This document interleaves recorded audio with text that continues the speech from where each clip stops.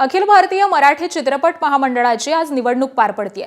17 पैकी 3 जागा बिनविरोध झाल्यावरती उर्वरित 14 जागांसाठी 44 उमेदवार निवडणुकीच्या रिंगणात आहेत। मेघराज राजे भोसले यांचे समर्थ पॅनल, वर्षा उसगावकर यांचं चित्रकर्मी पॅनल आणि महामंडळ बचाव अपक्ष संघ यांच्यामध्ये तिरंगी लढत होतीये।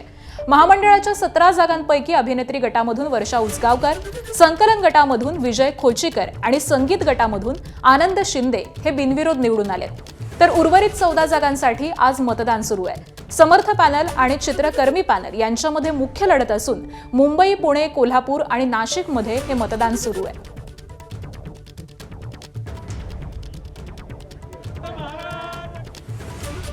आतापर्यंत जवळजवळ 100च्या आसपास मतदार येऊन गेलेत आणि हे नाशिक मतदार आपल्याला केंद्र मिळालेलं आहे पहिल्यांदा।